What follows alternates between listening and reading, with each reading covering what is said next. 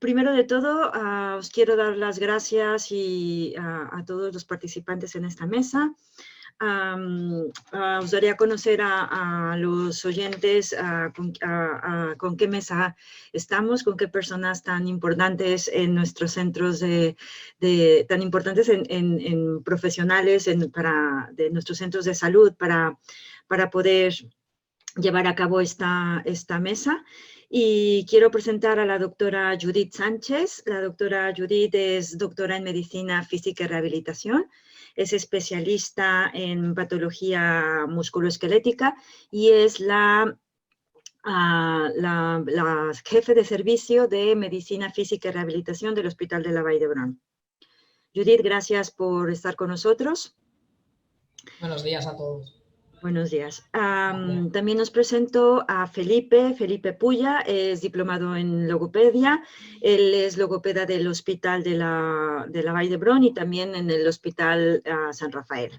Gracias, Felipe, por participar con nosotros. A vosotros por la invitación. Os presento también a Pedro Víctor López. Él es doctor en medicina clínica y fisioterapeuta, es profesor de grado de fisioterapeuta en la Blanquerna y su actividad se centra en rehabilitación en la neurorehabilitación en fisioterapia. Gracias, Pedro, por contar contigo en esta mesa. Gracias por invitarme. También tenemos a Ana Carrera. Ana Carrera es diplomada en enfermería, es enfermera en el CAP Maragall de Barcelona. Gracias, Ana, por estar también con nosotros. Hola, buenos días, gracias a vosotros. Y por último, os presento a Patricia Martínez.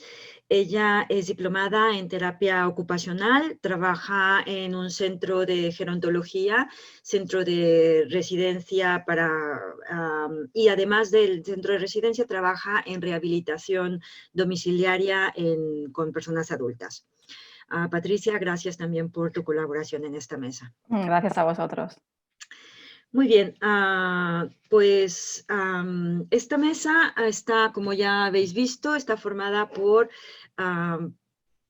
profesiones sanitarias a las que vamos a invitar a responder algunas preguntas que nos gustaría que nos explicaras cuáles han sido vuestras experiencias con lo que estamos viviendo en la pandemia del COVID.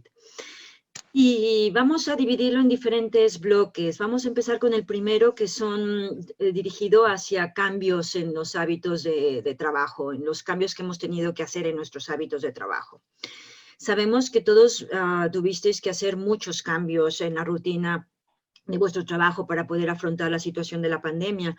Doctora Judith, ¿las medidas implementadas al inicio de la pandemia les han servido para dar respuesta a los diferentes brotes del COVID o habéis tenido que reorganizaros varias veces conforme ha habido diferentes brotes del COVID?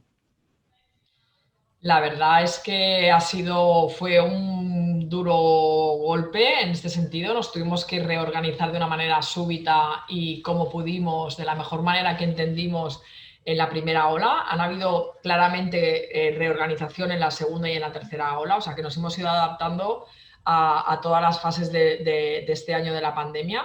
En el primer momento intentamos, sobre todo el tema de cohortizar, teníamos mucho miedo de perder profesionales en el camino y que no tuviéramos suficiente personal para llegar a todas las situaciones que nos estábamos encontrando. Entonces optamos por suspender la actividad presencial, todo telefónico y telemático como podamos, porque tampoco teníamos los recursos, y cohortizar los equipos para que siempre hubiera un retén que pudiera estar disponible en el hospital de presencia física. Entonces nos dividimos, los que estaban en casa hacían actividad telemática y los que estaban en presencia física, la presencia física.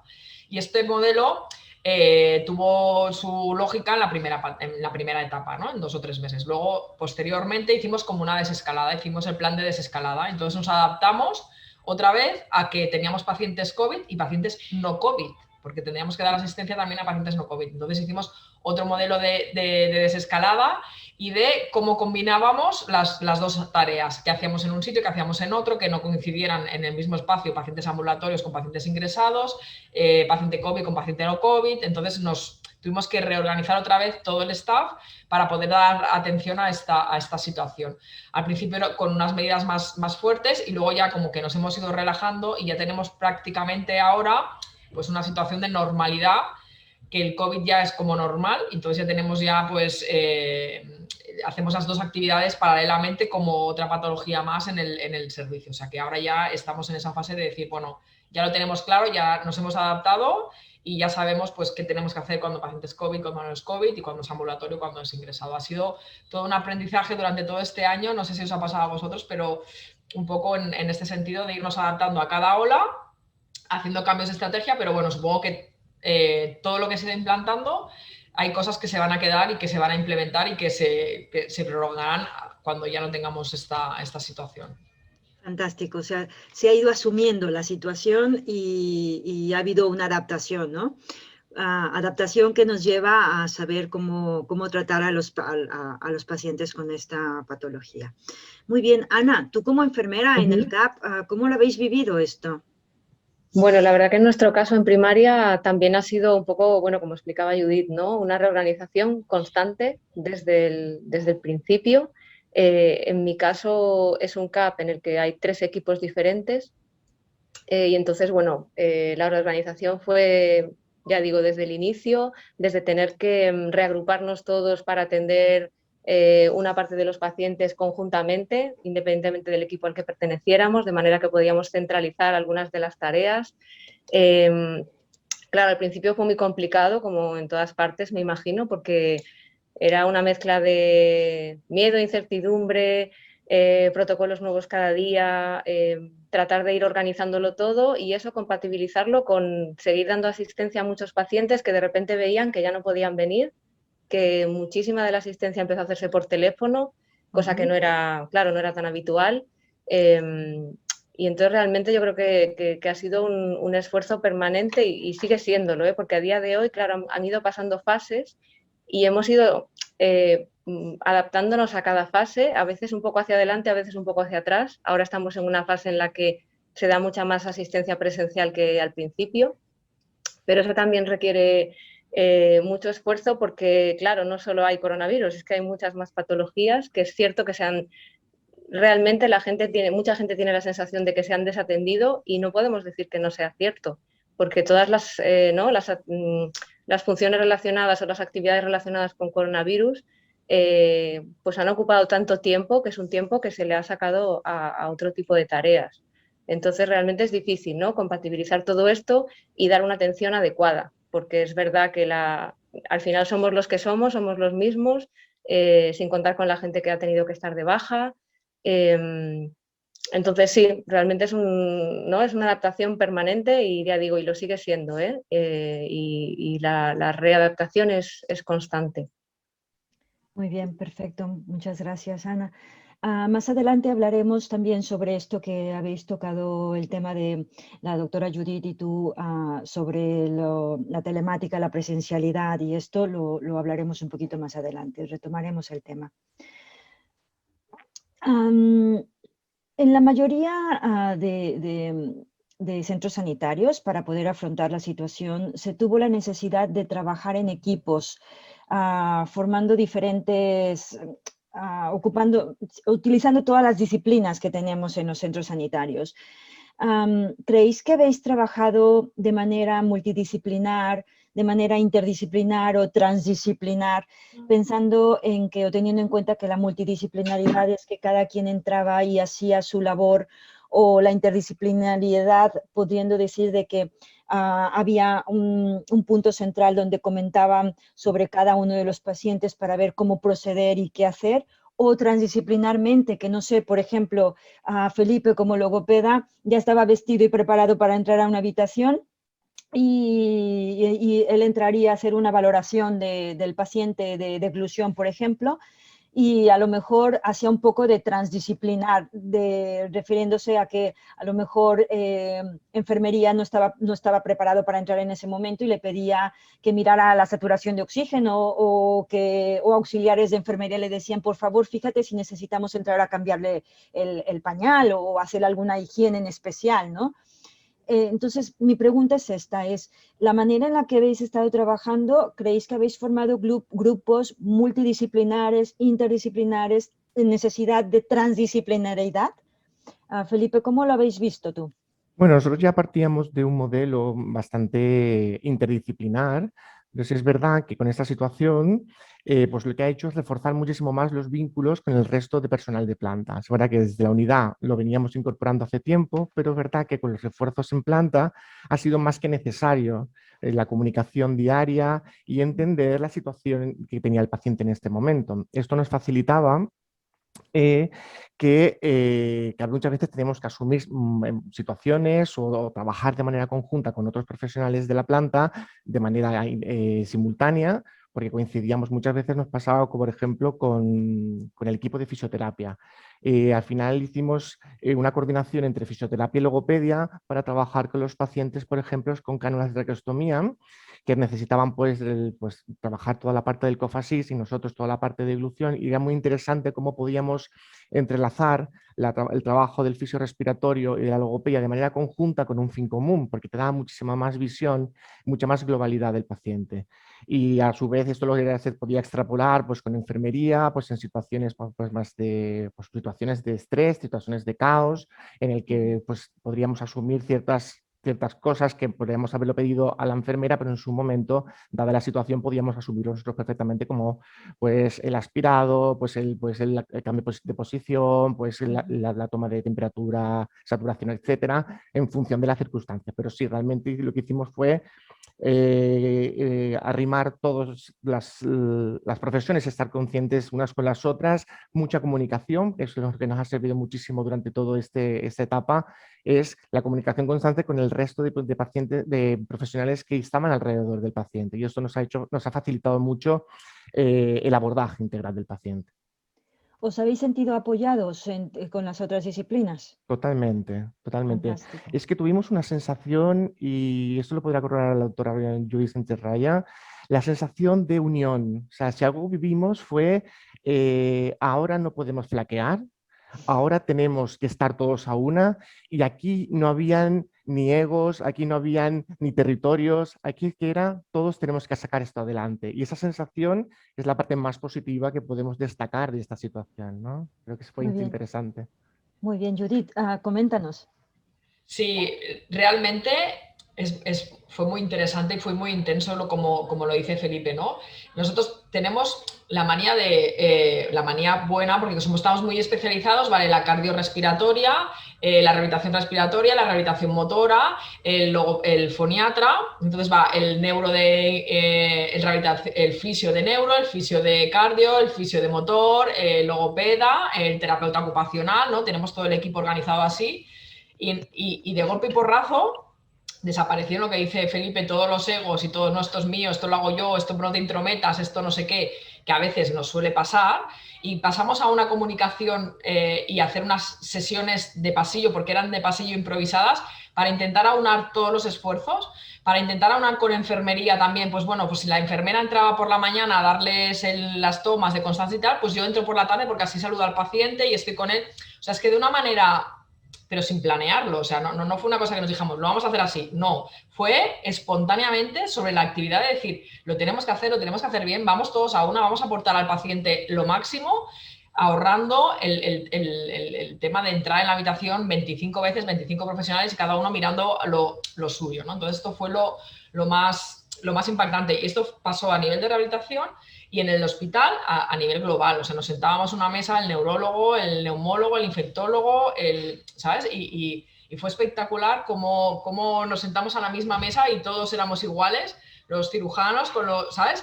Y esto fue espectacular, y lo que mejor, el impacto más positivo que tuvimos, al menos a nivel, por ejemplo, de dirección y de cargos intermedios, fue esto súper gratificante. Fantástico, muy bien. Y en terapia ocupacional, en fisio, una pregunta. ¿Cada miembro sabía lo que tenía que hacer, el momento en que lo tenía que hacer, o necesitaban de un profesional específico, por ejemplo, el médico que dijera, ahora puedes actuar, ahora puedes hacerlo?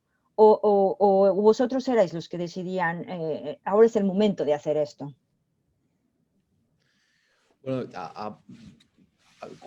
no, voy a contestar un poco por el hecho de también conocer otra realidad, ¿no? En mi caso, por ejemplo, no me dedico a la práctica asistencial hospitalaria, ¿no? O a nivel de CAP, me dedico más a la práctica sanitaria dentro de lo que es el centro privado, dentro de lo que es el otro lado, ¿no? de la acera a nivel sanitario, y la realidad que vivimos ha sido muy diferente real a la que nos exponen o a la que quizás hemos estado viendo más durante todo este tiempo, ¿no? En hospitales o en centros asistenciales. Porque realmente también estábamos en otro reducto diferente, ¿no? Más escondidos, y fuimos los que tuvimos que de alguna manera también suprimir nuestra actividad ante el miedo de ser también nosotros unos focos y de vectores, ¿no? En este caso de contagio, dentro de la incertidumbre de que en un momento dado no sabíamos de qué iba absolutamente nada, qué iba a pasar, y al final pues decidimos nosotros suprimir la actividad, aunque en teoría no había ese decreto de ley, ¿no? El que decían, oye, vosotros tenéis que suprimir o podéis seguir, ¿no? De hecho teníamos que seguir, ¿no? Durante ese tiempo hemos sido prescriptores y facilitadores y mentores y filtros de todos estos pacientes que nosotros al final hemos ido acompañando, tanto de los que teníamos como de los que hemos tenido nuevos, como hemos sido consultores de cualquier tipo de realidad, situación que podían tener ellos, y al final este equipo interdisciplinar hemos sido casi solo en uno, ¿no? Si bien es cierto, a veces entre nosotros nos llamábamos, oye, tengo este paciente, ¿qué podemos hacer? ¿Qué podemos mirar? Porque eran pacientes al final que estaban en casa, que no estaban en una situación, vamos a decirle, de urgencias aguda. No hablamos de COVID, hablamos de otro tipo de patologías, y que de alguna manera nosotros tenemos que hacerle algún tipo de asistencia, ¿no? Nació la teleasistencia, nació el teletrabajo a través de pantalla, los Meets, las 1000 plataformas en las cuales te ponías como un loco, como una loca delante de la pantalla a explicarles, a intentar hacerse esa transferencia, ¿no? Cuando en realidad muchas de las veces lo que veías que la carencia era, oye, tengo este problema, no rebajabas ese nivel de ansiedad porque realmente no era una urgencia, porque si es una urgencia, pues es clara cómo se tiene que tratar, ¿no? Y al final ese nivel de ansiedad que les generaba a la otra persona al no poder acudir donde querían acudir, ¿no? Pues se facilitaba con una conversación, se facilitaba con un consejo, se facilitaba con un seguimiento. Quizás ha sido nuestra mayor herramienta, ¿no? El poder hacer un seguimiento de la gente y que esa gente se sintiera acompañada durante el proceso, independientemente de la evolución de los tejidos, porque al final teníamos lo que generaba una cierta limitación, ¿no? Entonces llegó un momento en el cual pues ya se hizo todo presencial, llegó un momento en el cual entonces todas estas personas que en principio se les suprimía el tratamiento, incluso personas que necesitan una rehabilitación y que las áreas de rehabilitación pues habían suprimido también, y volvió otra vez a la normalidad. Y ahora, como bien decía la doctora Judith, ahora se ha vuelto a una absoluta normalidad. De hecho, ya nosotros, por ejemplo, ya no nos piden los pacientes una telerehabilitación, o no nos piden el contacto de pantalla. Ha vuelto absolutamente el modelo que existía anteriormente. Con diferencias. Las diferencias evidentemente son pues los contactos, el espacio, la situación física, cómo empleas, es decir, hay una serie de cosas que evidentemente han venido a quedarse, ¿no? Yo recuerdo, hacemos siempre la misma broma, ¿no? Una mascarilla nos la poníamos cuando estábamos puntualmente o que la persona estaba constipada. Ahora yo creo que la mascarilla es una cosa que desde que entra el paciente hasta que se va, en cualquier época del año, yo creo que a lo mejor es una cosa higiénica que la tendríamos que mantener, ¿no? Es decir, hay cosas que han ido a quedarse ya con nosotros, como comentabas antes, de qué medidas implementarias, ¿no? Hemos implementado, pero si bien es cierto que las realidades han sido muy diferentes, ¿no?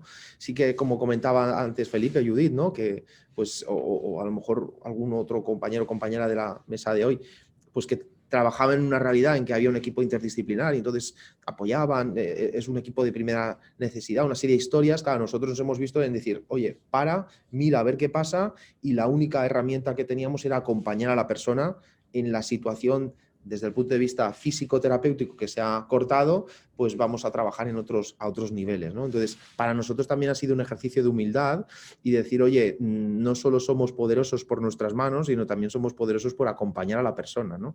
Y eso yo creo que ha sido una de las grandes virtudes, más que la telemedicina, el hecho de que bueno, hemos generado el desarrollar otras esferas de tratamiento que no sean simplemente el hecho de nuestras capacidades y competencias profesionales desde el punto de vista, hablo de mi territorio físico, ¿no? Sino que realmente ha obligado a pues generar otra serie de habilidades, ¿no? Y esto creo que ha sido también muy, muy importante.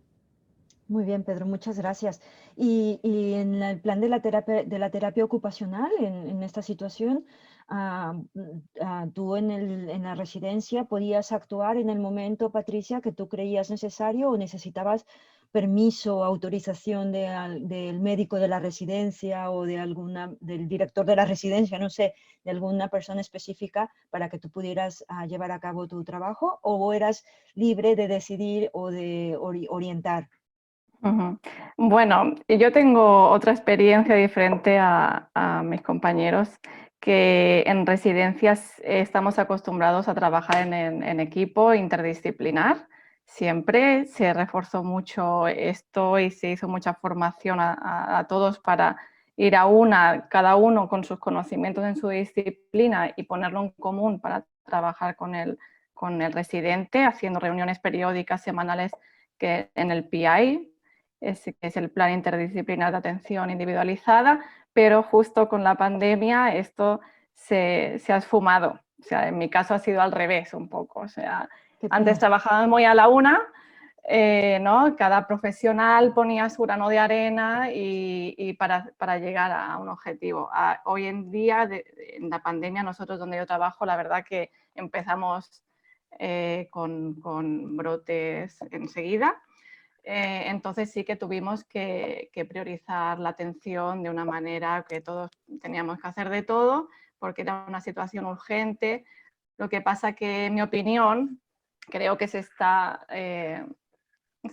cogiendo como algo ahora que siempre se trabaja así. De hecho, a día de hoy, después de casi un año, nos continuamos haciendo los PIs, que era la herramienta básica del equipo interdisciplinar. Así que todo tiene que pasar por la decisión de dirección o del servicio de epidemiología. No podemos hacer nada por nuestra cuenta. Sí que nos queda la opción de informar, decir, oye, mira, como terapeuta yo pienso que esto podría ser así, podemos adaptar nuestro tipo de tratamiento, ¿no? Y eso es triste, pero yo veo que hay una confusión a nivel de equipo. O sea, yo creo que se ha pasado de un modelo profesional donde cada uno tiene un conocimiento y que hay que poner en común, a un modelo moral con un protesto solidario. O sea, pongo un ejemplo, ¿no?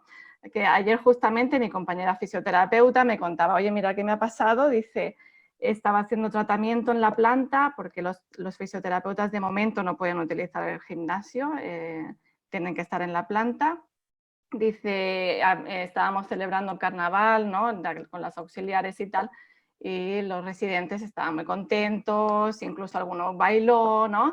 Entonces, claro, las auxiliares dijeron a la fisioterapeuta, oye, ¿esto por qué no lo haces más? Y claro, hay como una confusión, ¿no? Ostras, esto no es propio de fisioterapeuta en el sentido que hay una animadora, pero gracias a que hace fisioterapia, esa persona puede bailar, o sea, tenemos que coordinarnos, pero no confundirnos. No sé si me explico, ¿eh? Sí. Coordinarnos como equipo interdisciplinar, pero no confundirnos de eso. Y otro ejemplo, por ejemplo, que me pasó a mí personalmente, yo puedo hacer actividades grupales en una sala, no es la propia mía, he tenido que adaptar una sala en otro entorno, una actividad grupal terapéutica, entonces los técnicos somos los que tenemos que estar vigilando las visitas familiares, de que no se toquen, de que mantengan la distancia. Entonces, el director es el que decide, ¿no? La organización, sin avisar normalmente sin avisar al equipo, y me dijo que tenía que estar antes en las visitas, ¿vale? Eso influye en que yo no podía hacer la actividad con el residente entera. Entonces, se confunde en el sentido que me dice, bueno, trabaja con tu equipo y que sea, organizaros en equipo. Entonces, claro, la fisioterapeuta que tiene que dejar de hacer atención para vigilar a esa visita, y quién hace de fisioterapeuta. No sé, es como yo, por ejemplo, mi realidad es que se está confundiendo el término de trabajar en equipo en las residencias, por lo menos en donde yo trabajo, y me consta que en otras también. Vaya. Bueno, tenemos una pregunta para la enfermera, para Ana Carreras, y mi compañera Leticia le hará la pregunta. Nada más, antes de pasar a la pregunta, Judith, Felipe y Víctor nos han comentado de que ya se ha creado una manera de trabajar que parece ser que ya se ha llegado a una adaptación adecuada para atender a estos pacientes y que ya es parte del servicio de cada uno, ¿no?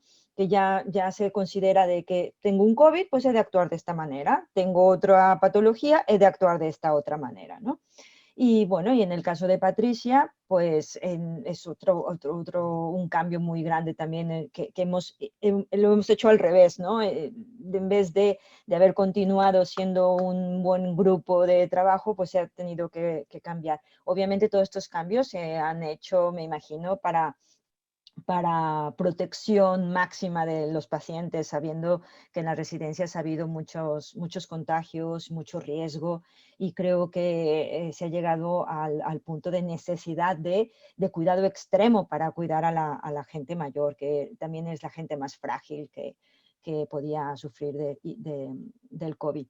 Bien, Leticia, ¿le puedes hacer la pregunta a nuestra compañera Ana Carrera, por favor? Sí, mira, la pregunta es en relación a que el COVID ha puesto de manifiesto que tal vez los CAPs y también a nivel hospitalario los espacios no están diseñados para evitar contagios. Entonces, las consultas son pequeñas, las salas de espera son grandes, masificación. Bueno, entonces esta espectadora le gustaría saber vuestra opinión, Ana y Judith, creo, ¿eh? Sí, Judith.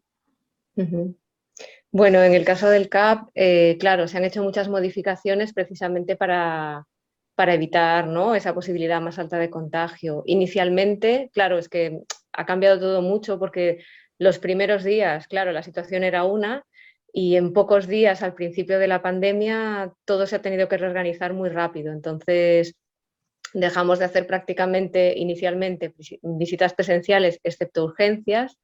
Ya se separaba en la puerta, digamos, ya había como un control en el que se preguntaba a los pacientes si habían tenido algún contacto, si habían viajado, esto al inicio, ¿no?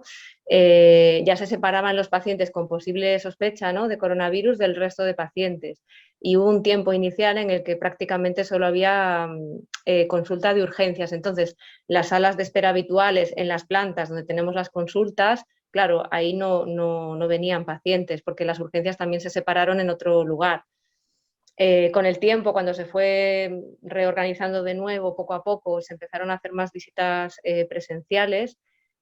Claro, son un número más reducido de visitas por profesional, intentando que nunca coincidieran en la sala de espera más de X personas, dejando asientos que nunca se podían ocupar. En las consultas normalmente pues tenemos la ventana abierta, intentamos ventilar entre una visita y la siguiente, limpiar pues todos los aparatos pues las sillas o lo que utilicemos con cada paciente. Entonces, ¿que ha sido complicado? Sí, claro, no estábamos acostumbrados y de repente pues eran muchos cambios.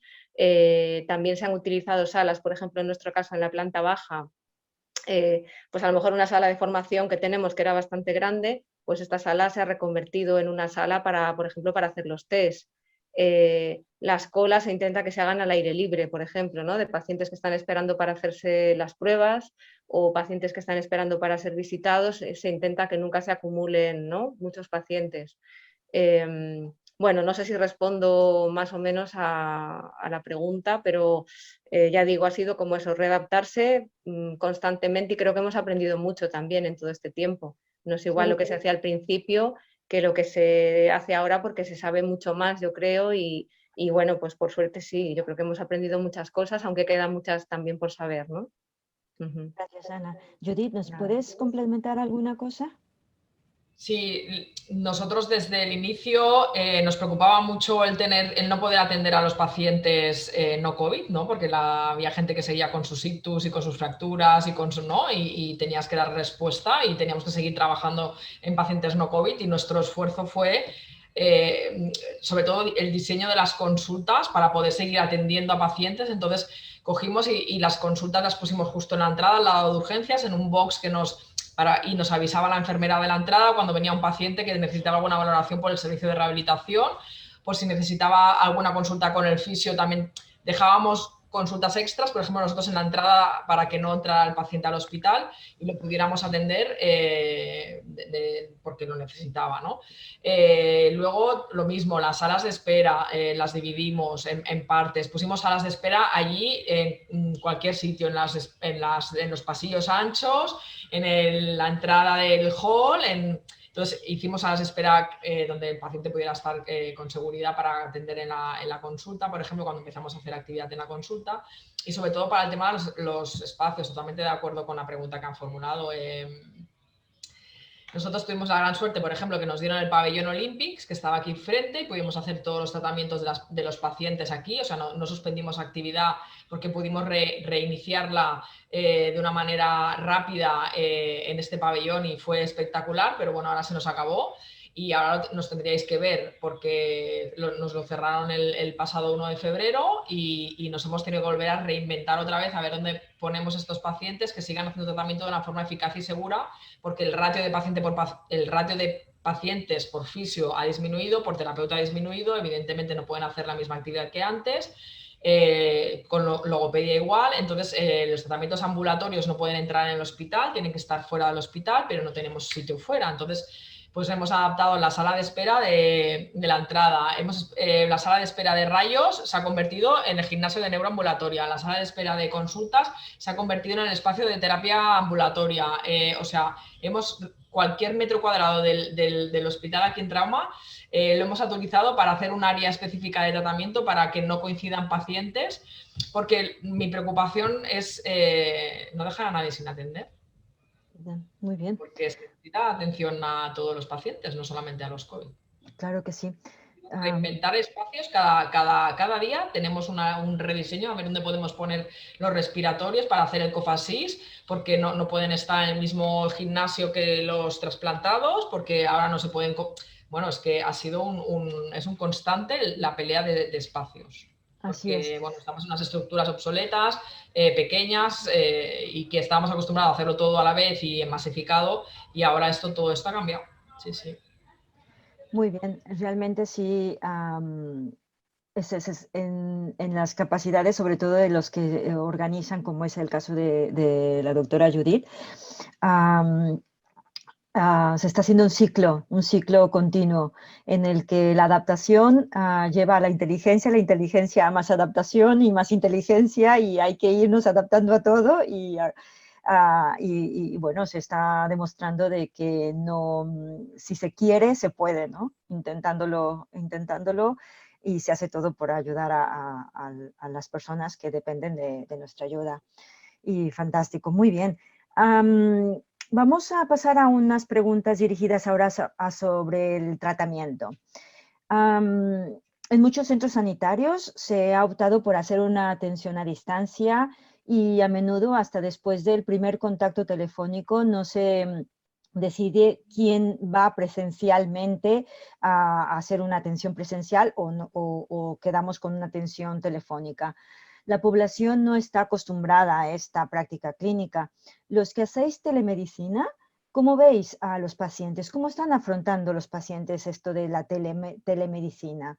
Ana, tú ahora nos comentaste que ya estás haciendo mucha presencialidad, también Judith nos ha explicado ahora que hacen ya mucha presencialidad, pero aún hay centros, no sé si alguien de vosotros continúa haciendo, o parte de su trabajo continúa siendo telemático. ¿Cómo veis que los pacientes están afrontando este sistema de tratamiento telemático? Si queréis, Felipe, empiezo sí. yo.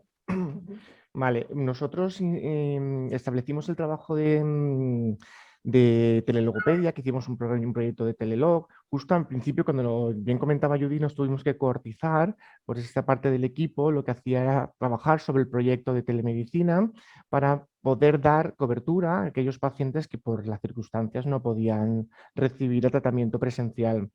Sí es verdad que tuvo una acogida muy buena, los pacientes estaban muy contentos porque se sentían por lo menos abordados, aunque no con toda la capacidad que nos hubiese gustado, porque no todas las patologías son asumibles a través de la telepráctica, pero sí que fue una herramienta que nos sacó mucho trabajo y los pacientes, a través de las encuestas que siempre presentamos al final del tratamiento, eran siempre muy positivas. Es decir, que es una práctica que ha venido, que se ha quedado, que seguimos instaurando, porque nos ayuda a flexibilizar también el tránsito de pacientes, nos ayuda también a hacer un cribado en severidad, es decir, ya que hay pacientes que sabemos que la saturación de la concertada muchas veces nos limita también por el tema de la derivación, pues intentamos readaptar el tratamiento dentro de la telepráctica, si ya el nivel de severidad nos permite y la patología nos permite continuar con ella. Pero se mantiene hoy en día y posiblemente tiene una visión de futuro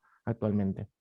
Muy bien, Felipe, gracias. Pedro, tú como fisioterapeuta también nos comentaste que también hacías cosas telemáticamente y que tuviste que hacerlo para poder ayudar a tus pacientes. Muchas veces el ver a un paciente nos da mucha información, más información de la que creemos. Al menos yo como logopeda también, en el momento en que recibo un paciente físicamente y lo veo entrar por la puerta, le veo la cara, lo veo cómo camina, a mí ya me da mucha información. El contacto cara a cara, el contacto físico te da mucha información sobre el paciente al que estás recibiendo en ese momento para ayudarlo, para atenderlo, para darle su sesión.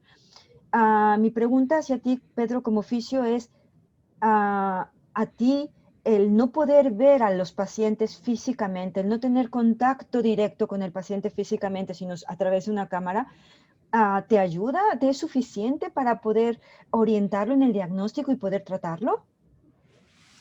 Bueno, primeramente estoy absolutamente de acuerdo contigo en el hecho de que en el momento que la persona entra por la puerta o lo recibes o tú vas a verlo o entras en un espacio en conjunto, ya te está dando muchísima información, ¿no?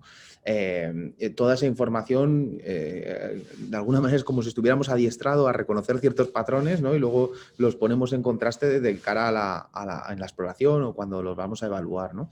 La realidad que vivimos y la realidad que vivo sí que bien es cierto que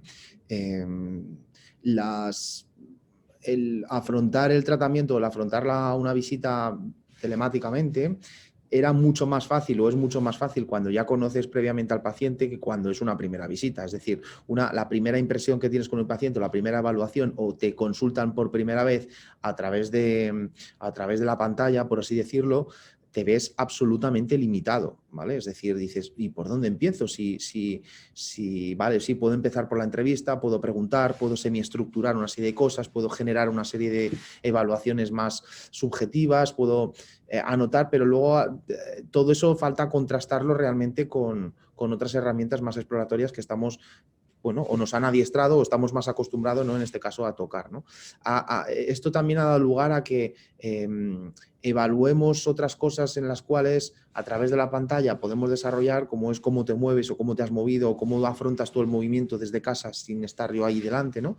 Y ha dado lugar a adiestrar también a la gente, y no me gusta la palabra adiestrar, pero es un poco para que nos entendamos en el contexto, ¿eh? El hecho de que existen otras posibilidades que están en las capacidades de la persona y que quizás el potenciar esas capacidades parten por enseñar que él es posible que las pueda hacer sin necesidad de que yo intervenga, ¿no? Es lo que hablábamos anteriormente. El facilitar o el acompañar a un proceso y enseñar que la propia persona tiene capacidades son nuevas herramientas de tratamiento sin necesidad de ser yo intervencionista desde el punto de vista manual, ¿no? Entonces, hemos tenido un poco esa dualidad, ¿no? Hemos tenido la dualidad de que nos hemos vuelto locos y locas con el YouTube y hacer ejercicio y hacer un montón de actividades y a través de la pantalla hemos intentado enseñar mogollón de cosas, pero muchas veces nos ha faltado calibrar específicamente aquello a lo cual se está enseñando, no es pan para todos, sino que es específico para esa persona, ¿no? Entonces, quizás ha sido una realidad que nos ha ayudado a pensar, oye, vale, sí, en la pantalla no es una receta a la cual yo enseño a todo el mundo, sino que también tenemos que empezar a estructurar, tenemos que empezar a calibrar realmente cuando hacemos una intervención de estas características, cómo debemos hacerla. No es simplemente hablar con el paciente delante, sino que toda información que nosotros podemos estar dando delante de la pantalla, pues también puede influenciar mucho, ¿no? Yo particularmente, evidentemente, le veo más necesidad a la pantalla para lo que han dicho mis compañeros y compañeras en otras realidades clínicas, pues para hacer seguimientos, para descongestionar, para realmente calibrar si este medio es la persona lo percibe correctamente, porque a lo mejor para nosotros es una herramienta, pero a lo mejor tenemos que preguntar también cómo la persona percibe este entorno, ¿no? Es decir, oye, ¿quieres telemedicina o no quieres telemedicina? A lo mejor la pregunta es así de simple, ¿no? Porque a lo mejor dices, bueno, no tienen más remedio, pero no es un entorno que en ellos se vean seguros, a pesar de que a lo mejor te estén diciendo que sí, pues vale, no hay más remedio, ¿no? Entonces quizás hay que conceptualizar esto también de cómo lo ve la otra persona y no cómo lo vemos nosotros, ¿no? Y a partir de ahí, pues escoger realmente si es un medio o no es un medio para poder utilizar. Si bien es cierto, es una herramienta que depende de qué realidades, pues ha ayudado bastante y ayuda, y es un modelo que depende de la persona o depende de qué, pues puede servir, ¿no? Yo os doy un ejemplo personal, ¿no? Yo hace poco tenía la necesidad o tenía que hacerme unos análisis y encontraba quizás más rápido, más sencillo, más eficaz el hacer una consulta médica en un momento dado para un análisis clínico y en 5 minutos estaba resuelto, y a lo mejor me sentía más cómodo porque era una cosa más concreta, ¿no? Pero a lo mejor otro paciente tiene que explicar una serie de cosas o tiene que hacer o explicar a la persona una serie de historias, y quizás la primera visita a través de la pantalla pues no era un medio cómodo, ¿no? Entonces, quizás el resumen es un poco calibrar y preguntar a la persona si realmente es un entorno que le es propicio o no, y entonces emplearlo o no. La cuestión es también si tenemos plan B, ¿no? Si no hay posibilidades o no hay posibilidades, ¿no? Con lo cual, a veces hay que investigar o explorar en cada realidad nuestra cuál sería la mejor herramienta o la peor herramienta, ¿no? Pero siempre teniendo en cuenta o pactándolo con la persona, con el paciente en este caso. Claro, muy bien, Pedro, muchas gracias. De hecho, una de las preguntas que teníamos preparadas para vosotros está relacionada con lo que Pedro nos acaba de decir, de que incluso hasta podéis dar a escoger al paciente si quiere telemedicina o continuar con práctica en presencial, ¿no? Y la pregunta que tenía planeada para vosotros más adelante, pero que ya la voy a adelantar porque va muy de acuerdo con lo que nos acaba de decir Pedro, es que se ha visto que en centros sanitarios ha habido personas que tienen miedo a ir al centro sanitario, tienen miedo al contagio si van al hospital o si van al centro donde recibirán la atención. No quieren ir en transporte público por miedo al contagio, no quieren asistir a hacerse pruebas por miedo al contagio. Y algunos no quieren subir a las ambulancias también por el medio del contagio. Entonces, ¿creéis que o habéis notado que los tratamientos que se están ofreciendo a los pacientes se están retrasando o se están prolongando, o incluso a veces se han tenido que suspender porque hay pacientes que por esta ansiedad, por este miedo al contagio, no acuden a sus tratamientos al centro, sea al hospital o sea al centro privado, a recibir el tratamiento por el miedo del contagio? No sé, Pedro, ¿tú has notado algo así? Mira, sí, mientras estabas formulando la pregunta estaba pensando. Sí, nos hemos encontrado pacientes que han decidido no salir de casa. Nos hemos encontrado pacientes que han decidido no salir de casa y han querido teletrabajar mucho porque tenían la sensación de que si no teletrabajaban no sabían qué iba a pasar mañana. Pacientes en los cuales tenían miedo al contagio porque consideraban que podrían ser pacientes de riesgo o no, y entonces esto generaba más aislarse de una manera pues más intensa. Pacientes en los que te piden unas horas determinadas porque consideran que se aglomerarían con menos gente, es decir, las casuísticas han sido muy grandes, ¿no? Entonces, claro, a colación con lo que decías anteriormente, pues podías darle una opción, ¿no? Oye, pues mira, hacemos el seguimiento a través de la pantalla y tal. Y eso, pensándolo en el tiempo, generaba una duda, porque el otro cara de la moneda es que generábamos más fragilidad en las personas. El hecho de darle una opción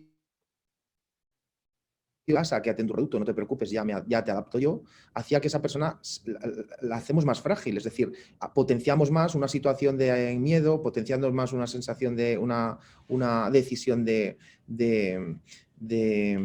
pues de claustro, ¿no?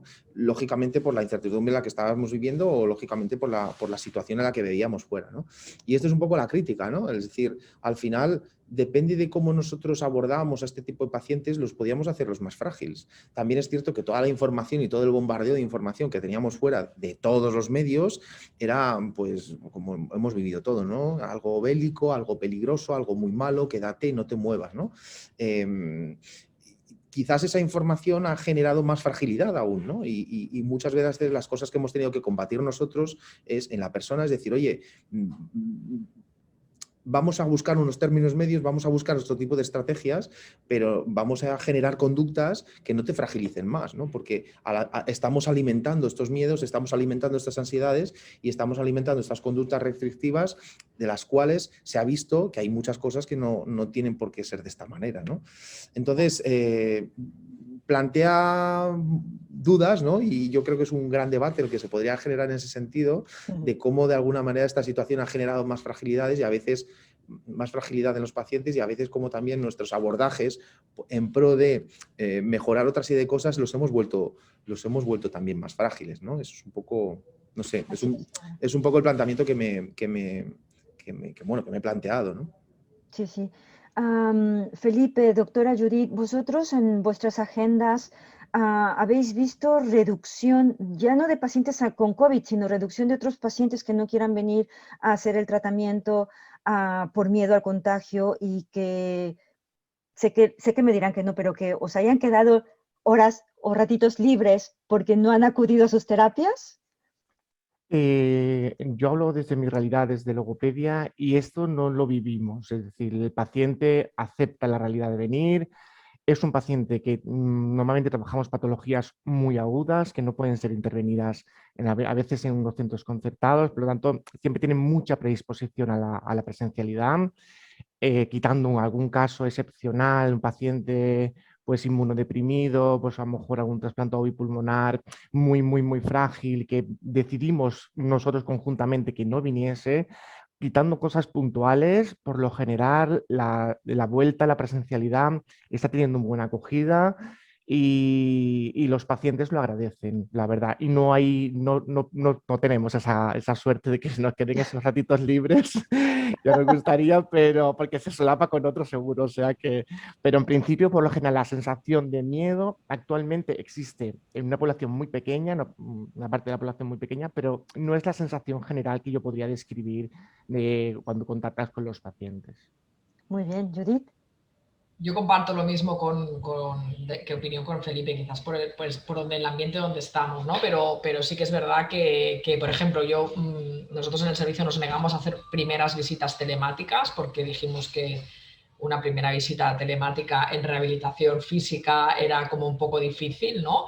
Al no ser que el médico de cabecera nos pidiera domiciliaria o algo que lo podíamos gestionar administrativamente y no necesitábamos ver al paciente, pero vamos, las primeras eran presenciales, desde la dirección nos obligaron un poco, entre comillas, a hacer casi un 50% de visitas telemáticas, entonces esto a nosotros tampoco nos generaba buenas sensaciones e intentamos cada uno en su agenda distribuirnos los pacientes que considerábamos presenciales que se podían hacer presenciales y telemáticos, pero son en las segundas visitas cuando tú ya conoces el paciente, el médico ya sabe a qué pacientes les puede hacer una telemática o no, y nos lo íbamos poniendo en la presencial una telemática o al final las telemáticas, ¿sabes? O sea que de huecos libres no, y sobre todo poníamos las telemáticas en pacientes que sabíamos pues, que eran de riesgo, que tenían fragilidad o que podían tener miedo a consultarnos. Pero la realidad es que los pacientes, a pesar de tener telemáticas, a veces se presentan igual en el hospital y dices, pero hombre, que lo tenía que haber... No, y se presentan porque la gente quizás ahora, al principio no venían,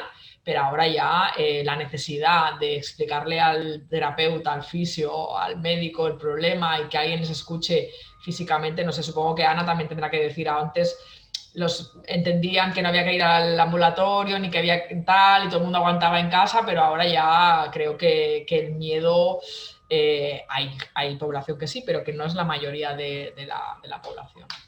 ¿Es así, Ana? ¿Tú también lo has visto igual?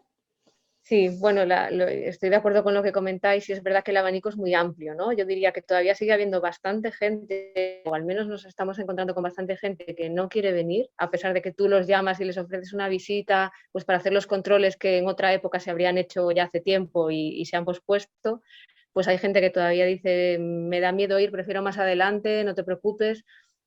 Gente, por ejemplo, que a mí a veces también me sorprende, incluso gente joven que te dice, no, yo antes hacía ejercicio, pero ahora me da miedo, aunque sea al aire libre. O sea que hay un poco, ¿no?, los extremos. También el que nunca ha tenido miedo y ha querido venir a toda costa en la fase peor para cosas no tan importantes, y el que teniendo cosas más graves ha dejado de ir a urgencias durante horas y horas y horas, y cuando ha llegado ha sido algo ya grave, ¿no?, que se ha cogido tarde. O sea que sí, la verdad es que hay casos muy curiosos y muy diferentes. Y otra cosa que a mí me preocupa bastante, porque tenemos mucha población muy mayor, es, aparte de que ya todos sabemos, ¿no?, la gran soledad en la que viven muchos ancianos, especialmente muchos que viven solos desde hace mucho tiempo, pero la pandemia ha hecho que todavía estén mucho más solos, y todavía hay muchas familias que no los quieren visitar por el miedo a contagiar ellos o a que los contagien, que les dicen que no salgan a la calle. Claro, a mí esto me parece más cruel todavía, ¿no? Porque pienso que, bueno, siempre, al menos desde la consulta, siempre promovemos que la gente camine, que haga ejercicio, que no se quede en casa encerrada, porque es tremendo, ¿no? Esta gente que está sola todo el día y que además le dices no salga en absoluto.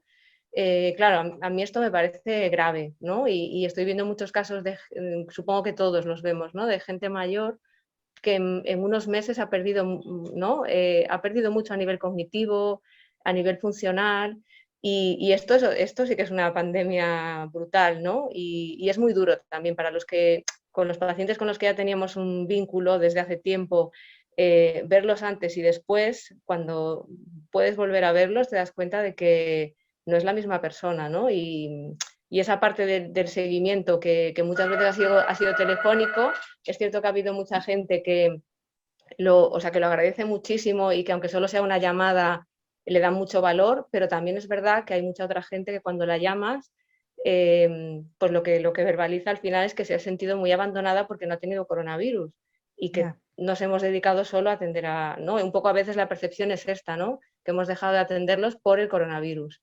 Muy bien. De hecho, también es otra de las preguntas que haré a continuación sobre lo que acaba de decir Lana, ¿no? De que nos hemos probablemente, o vosotros creéis que nos hemos centrado más en atender a los pacientes con COVID y hemos, perdón también la palabra, abandonado un poco a los que no son COVID. Esa es una pregunta que ahora os haré, pero antes de hacer esta pregunta, en relación a que ya sabemos la población en general sabe muy bien la función de un médico, la función de una enfermera dentro de las como profesiones sanitarias. Todo el mundo sabemos profesión sanitaria, médico y enfermero. Pero hay una pregunta que quiero hacer antes de pasar a la pregunta de la atención a los pacientes con COVID y no COVID. Fisio, terapeuta ocupacional, logopedia, ¿vosotros creéis que desde que está la pandemia y se ha visto que los pacientes con COVID pierden mucha masa muscular, están desnutridos, quedan con problemas de voz por la intubación, necesitan ayuda para poder abotonar los botones de la ropa, etcétera? ¿Creéis que vuestras profesiones han se han dado más a conocer como profesiones sanitarias gracias a esta pandemia? ¿Creéis que vuestras profesiones, la gente ahora identifica más lo que hace un logopeda? ¿Identifica más lo que hace un terapeuta ocupacional? ¿Identifica más que un fisioterapeuta no nada más es mover los brazos y las piernas? ¿Creéis que se le ha dado más potencia a las profesiones como profesiones sanitarias? Felipe, ¿tú qué crees? ¿Qué piensas? Yo pienso que sí, o sea, totalmente sí.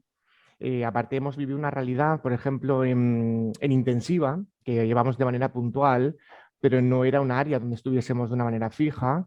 Sí empezamos a ver que a través de las extubaciones, todas las lesiones iatrogénicas, ¿no?, por la intubación prolongada, pues se estaba generando mucha más severidad de la que estaban acostumbradas a ver en intensiva. Entonces, a partir de ahí empezaron a demandar muchísimo más y, de hecho, todo el pico que hemos tenido de productividad en este último año se disparó en julio y no ha bajado hasta el día de hoy. Es decir, la demanda es tan grande porque hay mucha más conciencia de lo que hacemos, ya identifican qué sabemos hacer y encima ven que resolvemos cosas. Es decir, se juntan las dos cosas, conocimiento y encima objetivos conseguidos. Y esto, quieras o no, para una, en este caso, intensiva, o cualquier médico que a lo mejor desconozca la profesión, ve que solicita interconsulta, obtiene respuesta y obtiene resultados, al final es mover la cadena, ¿no? Y al final se va haciendo más grande, más grande, más grande, más grande, porque la demanda y más lo que trabajamos en hospitalización, tenemos el gran hándicap de que la asistencia nos absorbe. Incluso cuanto más conocen tu profesión, cuanto más conocen tu actividad, más la van a solicitar, porque al final todo el mundo quiere un poco tener todas las prestaciones, ¿no?, para su paciente, y es verdad que nosotros hemos visto disparado totalmente la productividad y es algo que nos enorgullece, pero también es verdad que, bueno, también que nos debilita también porque somos un equipo pequeño, pero que estamos intentando para que esto sea pues lo más productivo y que sea de calidad también, ¿no? Que a veces no trabajar mucho y no merme la calidad, y la calidad es importante también en lo que, sobre todo en época de COVID, que los tratamientos son tan largos y la severidad es mucho más alta. Muy bien, Felipe. Yo creo que ha muchas sido una gracias. visualización no solamente para los pacientes, para los pacientes en general y a la población en general, que ha visualizado mucho más estas especialidades durante la pandemia, sino, como decía Felipe, para los otros profesionales. Nosotros en el hospital, pues sí, nos conocían, rehabilitación, ¿sabes?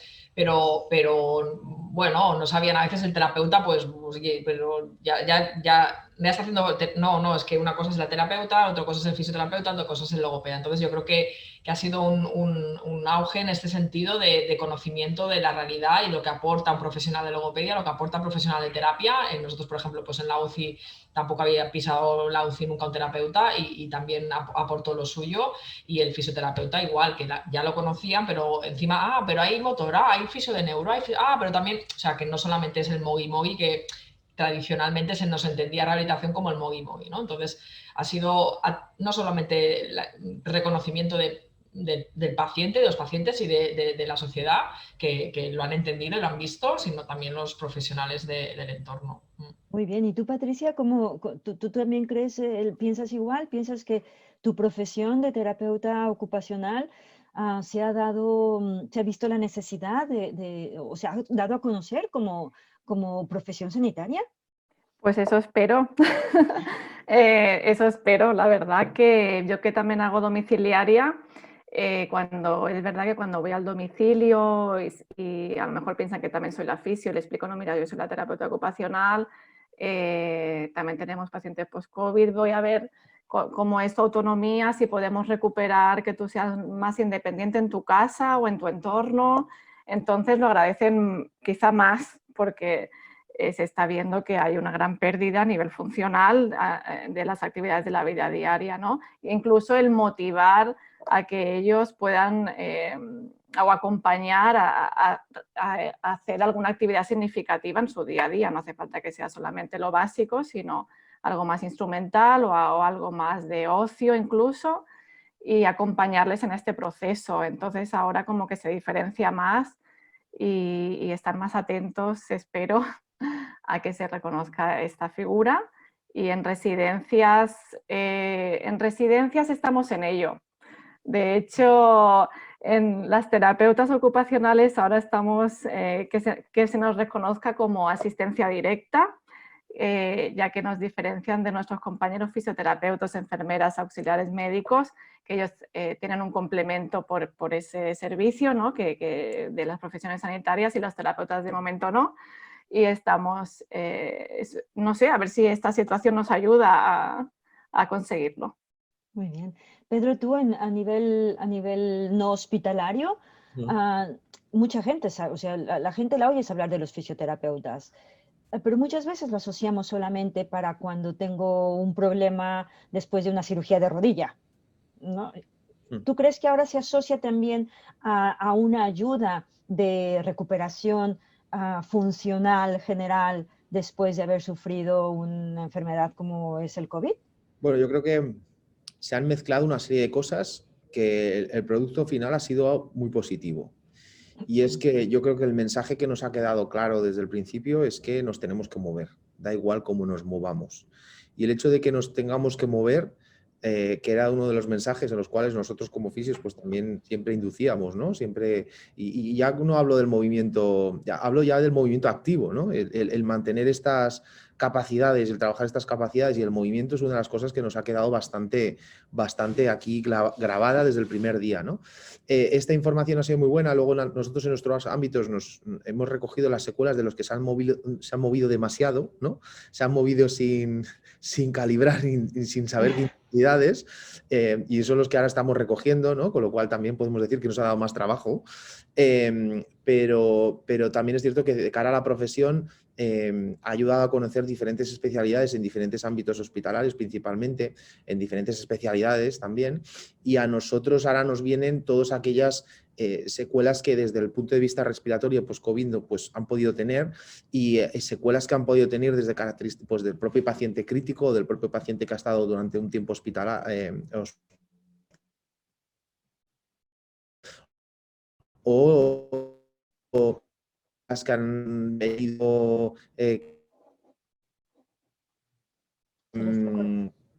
Se te está cortando. nosotros nos conozcan más o nos que corta. Hola, No, ¿ahora? ya está. Sí, disculpad, debe ser la conexión del edificio. En cuanto a conocernos, yo creo que ya nos conocían.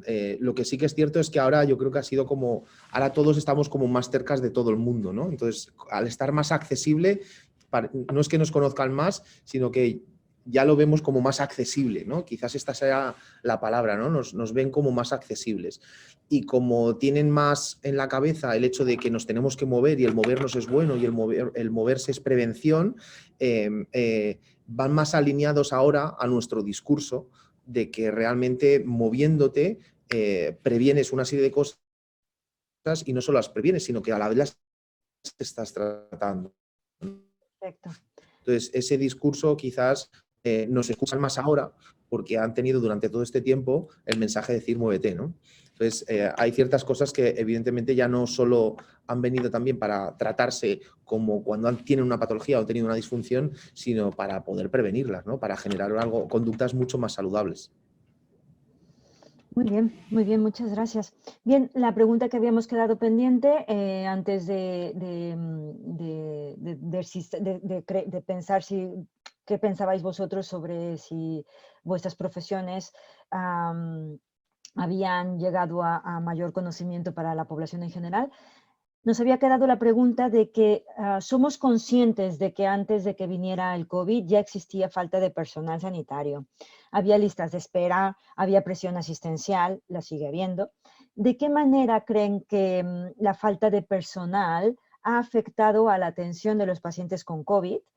Pero sobre todo la pregunta más importante que creo que os tengo que hacer es lo que había comentado Lana, que es, ¿vosotros creéis que por atender a los pacientes con COVID hemos desatendido o no les hemos dado la atención necesaria a los pacientes no COVID? ¿Creen que los hemos dejado un poquito de lado o nos hemos hecho todo para que estas personas no se sientan abandonadas, las que no son COVID? Ana, ¿tú cómo lo has visto? Sí, bueno, yo creo que lo que comentas del tema de los recursos, ¿no? Está claro que los recortes han hecho mucho daño desde hace muchos años, claro, entonces ya partíamos de un sistema muy deficitario en recursos humanos y económicos que con la llegada de la pandemia, por supuesto, se ha visto totalmente colapsado, yo creo, y desbordado.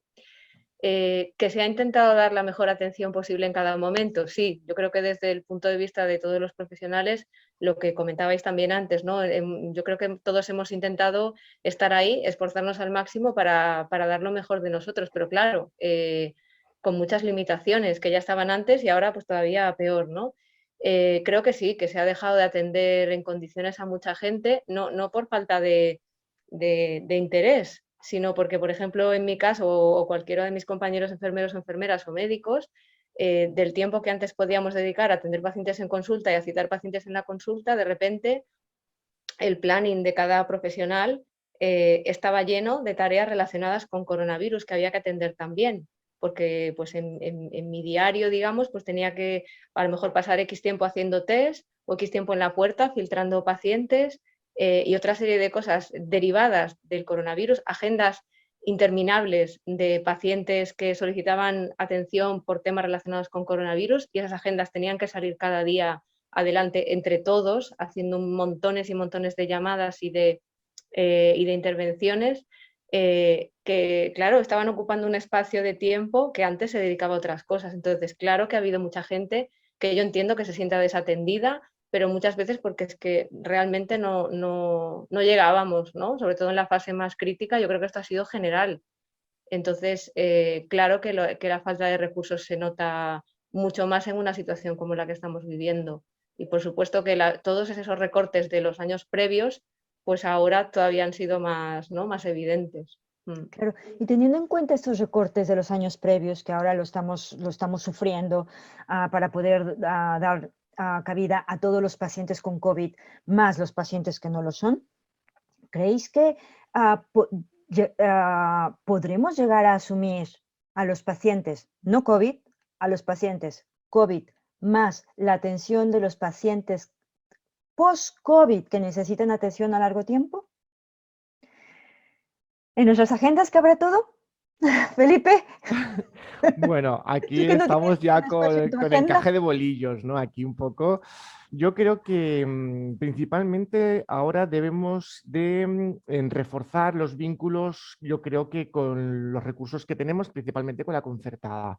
A nosotros de la pública, por ejemplo, tenemos los recursos son finitos y tenemos que seleccionar muy mucho con qué nos quedamos, ¿no?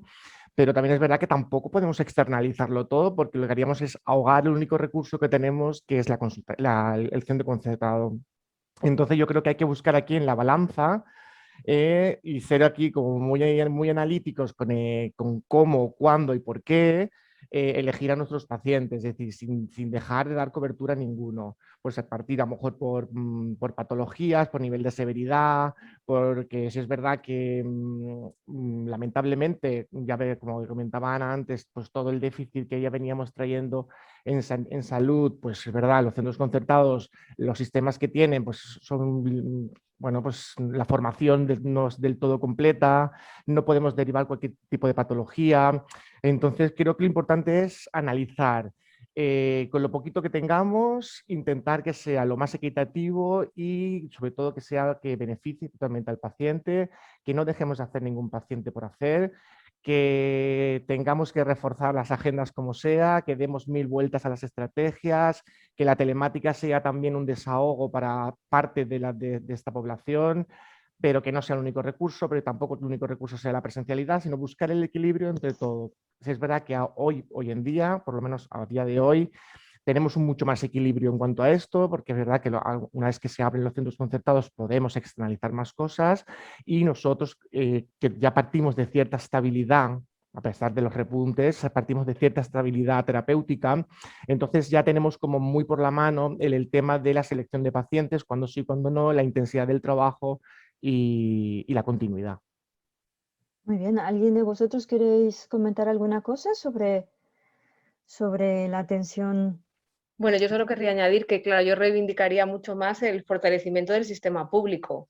¿no? Quiero decir, vale, utilicemos los otros servicios que hay, pero yo creo que lo que hay que reforzar y hay que mejorar es el sistema de sanidad público, ¿no? Esto creo que también es muy importante. Y luego otro tema es que, por ejemplo, ahora que nosotros estamos haciendo más visitas presenciales, claro, que nos estamos encontrando y que era de esperar, además, que cada paciente que viene a la consulta, para el que tienes un tiempo en teoría limitado, que ya antes normalmente no llegaba, ahora os podéis imaginar las visitas lo que se pueden alargar, porque, claro, una persona que lleva tanto tiempo sin venir, que tiene tantos controles pendientes, pero no solo eso, que tiene mucho que explicar, mucha necesidad de que le escuchen, hay muchísimo drama social, económico, mucho drama de soledad. Entonces, llega una persona a la consulta, no puedes decirle a los 15 minutos que se tiene que ir, porque a lo mejor se te derrumba la consulta, porque ha perdido a alguien, porque al final es la vida de cada uno en todo este tiempo. Entonces, las consultas de ahora son muy largas. Es verdad que son menos que antes, pero es que también son mucho más largas. Entonces, a mí me parece todavía algo muy, muy difícil llegar a poder dar atención a toda esta población que durante tanto tiempo en realidad no ha podido venir o ha venido para cosas muy puntuales o muy urgentes, pero no ha habido ese espacio, yo diría más de humanidad, que muchas veces es más terapéutico que otras intervenciones que podamos hacer, que yo creo que es un tiempo muy valioso de escuchar, de mirar a la cara, de no estar viendo el ordenador, ¿no? Ese tipo de contacto humano. Que además ahora no puede ser físico por la situación del COVID y todo eso, ¿no? Como con más distancia, todo esto que hace que todo sea más frío todavía. Claro, esto yo creo que en general, digamos que a alto nivel no se valora demasiado porque se miran más otro tipo de registros, ¿no? Pero este tipo de intervenciones yo, vamos, las valoro mucho, pienso que son mucho más terapéuticas que muchas otras y que ahora mismo son súper necesarias, que siempre lo han sido, pero ahora hay mucho sufrimiento, mucha gente que realmente necesita ese tipo de consultas. Entonces yo personalmente veo muy difícil a día de hoy, o sea, veo muy lejos el día en el que podamos pensar, bueno, ya los tenemos a todos, ¿no?, medianamente bien atendidos. Yo ahora mismo de verdad que lo veo muy lejos y es quizá lo más triste, ¿no?, de todo esto. Claro, o sea, ha habido mucha acumulación de cosas, ¿no? Y siempre los 10 minutos que tenemos para atender a un paciente en una visita siempre han sido cortos y ahora, pues, tienes toda la razón, se necesita hacer visitas, no escribir en el ordenador de cómo está, sino visitas, escuchar a los pacientes. Tú, Patricia, has tenido el tiempo que tienes establecido. Al principio nos explicabas que en la residencia a veces te acortan o te dicen esto no lo hagas para hacer esto otro, ¿no? Pero el tiempo que tienes asignado para atender a tus pacientes, ¿te es suficiente para poder atenderlos, para poder estar por ellos, para poder hacer tu trabajo con ellos? Suficiente no, porque estaría mucho más rato con ellos, sobre todo porque ahora ellos tienen menos atención, están más aislados a nivel social, incluso con la familia. Antes, por ejemplo, esta residencia es pública, era muy abierta en Mataró, está en el centro, bueno, el centro. Entonces tenían mucho apoyo emocional, mucha participación social. ¿Qué pasa esto ahora? Ya sabéis que las visitas familiares son 30 minutos a la semana como mucho. Entonces necesitan más soporte, necesitan más tratamiento. ¿Por qué? Porque ha habido un deterioro general, tanto a nivel físico como a nivel cognitivo, como a nivel emocional, relacional. Entonces, nosotros los que trabajamos allí, por eso pedimos nuestro tiempo de hacer el tratamiento y no gastarlo en vigilar o gastarlo en otra cosa, ¿no? Porque yo estoy pensando, ostras, yo quiero ver a fulanito porque sé que hoy tiene muy mal día o la han confinado otra vez, no puede ver esta semana a su familia, ¿no? Entonces nos falta ese tiempo o queremos estar más por ellos todavía porque lo necesitan más que antes. Muy bien, Patricia. Muchas gracias. Y bueno, os voy a hacer la última pregunta. La última pregunta va dirigida a vosotros como profesionales. Ya no pensar, ya sabemos que nuestros pacientes están sufriendo mucho en la cuestión emocional, en la cuestión de no poder ver a quienes quieren ver, de no poder salir. Pero ahora la pregunta va dirigida a las emociones vuestras. Los últimos estudios informan que gran parte del personal sanitario está sufriendo situaciones de estrés y de angustia, tienen miedo al riesgo de contagio, tienen miedo a llevar el virus a casa, a contagiar a las personas con las que vivís, y también manifiestan dificultades de ansiedad por tener dificultades para poder atender a todas las personas que están afectadas.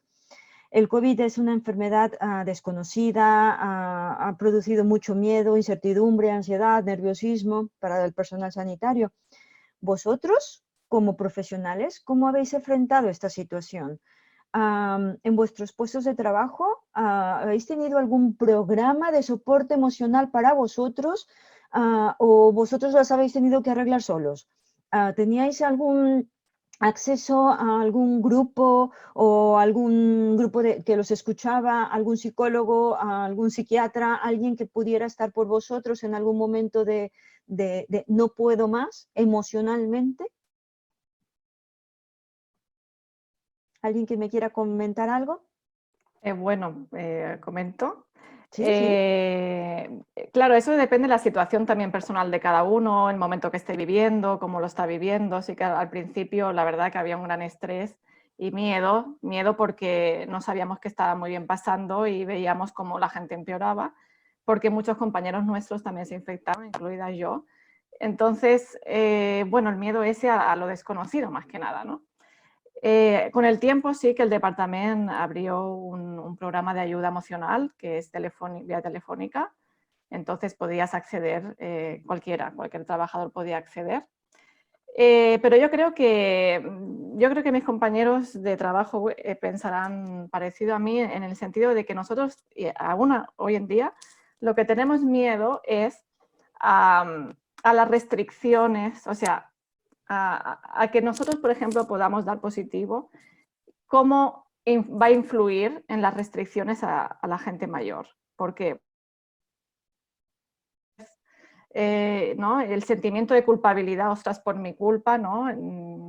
No van a poder ver a sus familias porque los van a confinar, porque hay un protocolo, ¿no? Que marca unos tempos. Entonces yo creo que ahora estamos en esa fase. Hemos pasado del estrés de qué está pasando, qué miedo, si nos vamos a infectar, si vamos a infectar a la familia. Ahora vamos mucho más controlados, nos hacen PCR semanales, tenemos ya un EPI muy completo, pero el miedo a, ostras, si salgo positivo el PCR, con las personas que he estado haciendo tratamiento van a tener una repercusión. Y es eso, yo creo que ahora es lo que más nos asusta. Muy bien. ¿Alguien más quiere comentar algo sobre este tema? ¿Que alguien tuviera? ¿Judith? Nosotros en el hospital, pues el equipo de psicólogos y psiquiatras, pues también se pusieron a ofrecer la ayuda necesaria al personal, pero tengo la sensación, no lo sé seguro, no tengo datos, pero tengo la sensación de que en el momento primero tiramos todos del carro como pudimos y no nos escuchábamos a nosotros, íbamos recomendando a los pacientes, a los amigos, a los vecinos y tal, por las situaciones emocionales que se estaban viviendo, la ayuda, que como decía Patricia del CatSalud, que había un programa específico para pacientes. O sea, lo hemos ido recomendando, pero a nosotros mismos creo que al principio no lo llegamos a utilizar, o tengo esa sensación, a lo mejor también es una cosa muy personal, pero sí que realmente ahora, que me lo decía un poco Patricia, quizás diferente porque no tenemos nosotros ese miedo del contagio, ahora al revés, ¿no? Pero sí que ahora tenemos un cansancio, una fatiga emocional o un cambio de carácter o una reactividad, una ansiedad anticipatoria. Y yo creo que quizás ahora es cuando en el momento de que quizás necesitamos este soporte de nuestros compañeros de ayuda emocional, ¿no? De psicología y ayuda emocional, y yo creo que es ahora incluso cuando deberíamos utilizarla, ¿no? Porque a lo mejor no eres consciente de que ahora estás mal, porque ahora ya es como lo ves todo más relajado, pero realmente tienes una cosa dentro que nada, que es que hablas de una cosa y te saltan las lágrimas al minuto. y dices, bueno, es que esto es ya del acúmulo que llevamos y quizás nos iría bien ahora un soporte, ¿no? Yo lo recomiendo ahora a nuestros compañeros porque estamos todos pues un poco ya saturados, cansados, estresados y aunque no lo percibamos o no tengamos esa necesidad de ir corriendo al psiquiatra o al psicólogo, yo creo que no nos iría nada mal y lo tenemos, ¿eh? O sea, lo tenemos, lo que pasa es que creo que no lo usamos lo que a lo mejor no necesitáramos, sí. Esa es mi sensación. Muy bien, lo mejor es saber que que contáis con personas, ¿no? Que os pueden ayudar, que os pueden dar un soporte en este aspecto. Muchas veces el personal sanitario es así, ¿no? De que ahora se me enfrenta a esto, pues a sacarlo adelante, pero vamos poniéndonos todos sobre la espalda y después llega el momento en que, como acaba de decir Judith, ¿no? Nos encontramos con que queremos, nos enfadamos fácilmente con las personas, no estamos tan abiertas a cosas diferentes, pero por eso, ¿no? Por el cansancio. Y pues es fantástico saber que al menos se cuenta con algo de ayuda, sabiendo a dónde dirigirte en el momento en que sabes que la necesitas. Muy bien.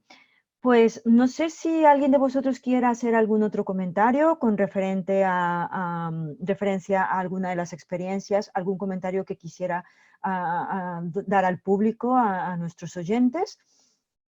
Yo podría quedarme aquí haciendo preguntas y preguntas y preguntas, pero todas las personas que nos están escuchando saben que tenemos un tiempo limitado, vosotros también tenéis muchas cosas a hacer a continuación y por lo tanto yo aquí daré por acabada las preguntas dirigidas hacia vosotros, pero si alguien de vosotros antes de despedirnos quiere hacer algún comentario, algún inciso a los oyentes, será bienvenida. Vale, yo sí que quiero decir algo con respecto a la pandemia, con todo el tema de las medidas, las mascarillas, las pantallas. Nosotros como logopedas hemos visto mermados el principal fuente de comunicación, que es la cara, ¿no? Entonces nos encontramos que ha sido uno de los grandes retos la rehabilitación con todas las medidas de seguridad y de higiene, porque no hemos podido o no hemos encontrado todavía el tándem perfecto, con el material perfecto para poder llevar a cabo, principalmente en pacientes neurológicos, pacientes de lenguaje, apraxias que requieran más de un modelo del terapeuta para que se pueda llevar a cabo una intervención de calidad. Entonces ahí es verdad que nos ha jugado un poco en contra, con otras patologías no, pero justamente con lenguaje y comunicación ha sido un hándicap. Y todavía estamos ahí gestionando y dando vueltas cómo podemos mejorarlo, pero quería dejar patente que en nuestra profesión ha sido uno de los principales hándicaps que hemos tenido, simplemente. Muy bien, muchas gracias, Felipe. Tienes toda la razón. A los logopedas nos está frustrando un poco los tratamientos para cualquier tipo de alteración en la comunicación, en el habla, los ejercicios, para pedirle al paciente cuando está comiendo, etcétera, nos limita mucho, ¿no? Entonces, realmente no es tanto la ropa que traemos puesta encima como el tenernos que tapar la cara para hacer nuestro trabajo de logopedia. ¿Alguien más que nos quiera comentar alguna cosa? Bueno, pues dado que tampoco tenemos preguntas porque ya las hemos ido respondiendo, las preguntas que nos han ido haciendo, yo las he intercalado conforme ibais comentando cosas y yo he ido intercalando algunas preguntas que iba haciendo el público. Pues entonces con esto yo creo que daremos por terminada la mesa. Agradezco muchísimo a todos el que os hayáis regalado estas horas de vuestro tiempo, de vuestras agendas. Yo estoy muy contenta de haber podido estar con vosotros y haber podido tener una conversación tan fluida con respecto a la pandemia, con personas tan importantes y referentes en esto.